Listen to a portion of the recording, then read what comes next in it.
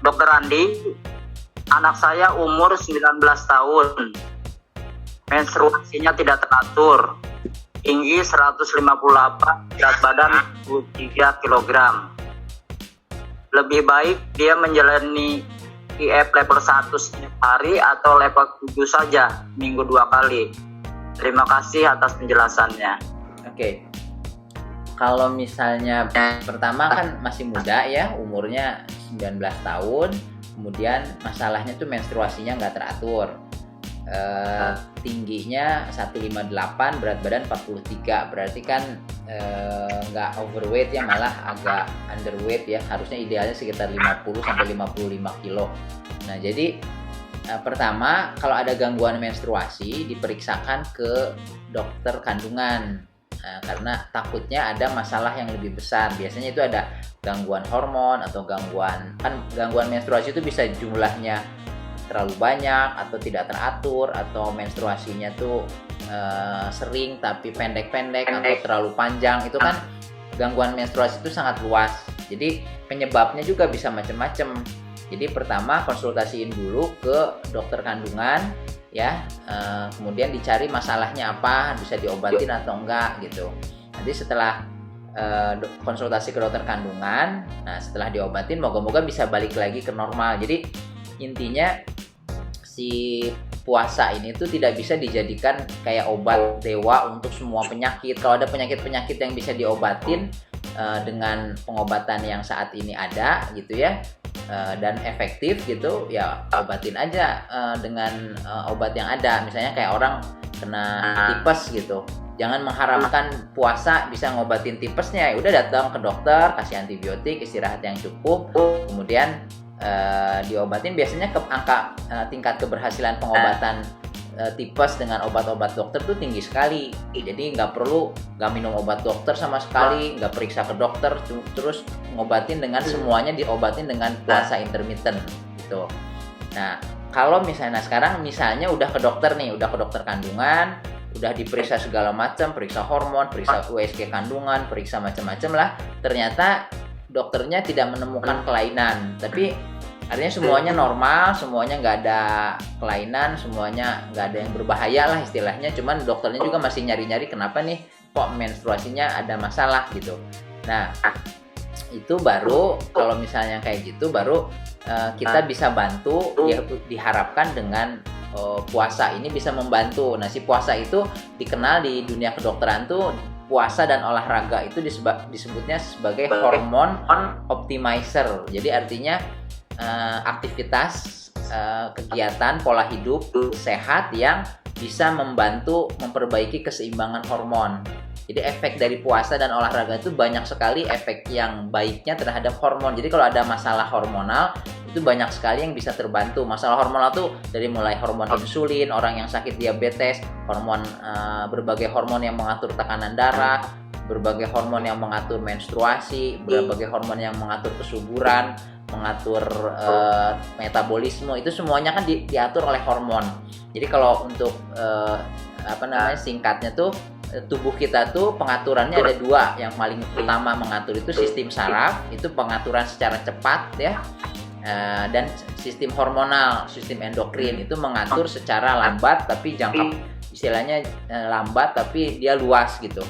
Kalau saraf itu cepat, sehari-hari butuh segera gitu, itu sistem saraf. Tapi kalau hormonal itu sistem yang mengatur. Jadi dua sistem yang mengatur secara jangka panjang. Jadi dua itu tuh pengaturannya itu sangat vital terhadap fungsi kita hidup sehari-hari dan kesehatan serta timbulnya berbagai penyakit.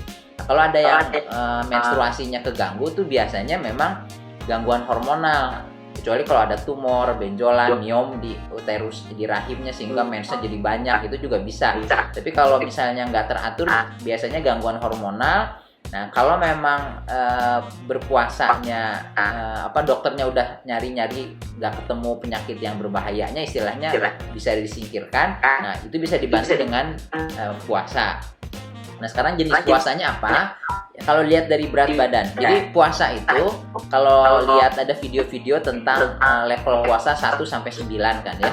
Itu tuh salah satu keunggulan, keuntungan menjalankan program IF dengan 9 level itu, kita bisa menyesuaikan kondisi kita, masalah kesehatan kita dengan level yang kira-kira paling cocok. Misalnya yang pertanyaan tadi kan nggak ada masalah kelebihan berat badan. Kalau di puasanya terlalu lama, terlalu panjang, maksudnya dalam 1 minggu misalnya di atas 100 jam, itu ada kemungkinan berat badannya turun. Ya karena puasa itu membakar lemak kan. Sementara kalau hormonal itu, kalau misalnya lihat pembahasan video tentang level 1 sampai level 9, 1, 3, 5, 7, 9, yang paling banyak manfaatnya untuk masalah hormon, masalah perbaikan sel, metabolisme itu level 7 dan level 9. Jadi kalau mau masalah fokusnya ke masalah gangguan menstruasinya, kemudian tidak mau berat badannya tambah turun, itu paling bagus tuh di fokusnya pada level 7, bahkan kalau bisa level 9. Level 7 tuh bisa ngejalanin dengan dry fasting ya, level puasa Senin sama Kamis, tapi nya nggak sahurnya cuma minum air putih. Jadi makan terakhir tuh jam 6, jam 7 malam, kemudian nanti sahurnya nggak makan, cuman minum air putih, terus sampai buka itu baru makan lagi. Jadi puasa 20 jam, 20 sampai 24 jam.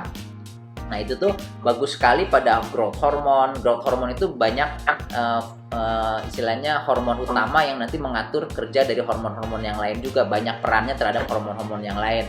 Nanti proses autofaginya juga, perbaikan sel-sel yang rusak, termasuk sel-sel yang berhubungan dengan menstruasi. Misalnya sel itu hormon LH, FSH, hormon estrogen, hormon testosteron.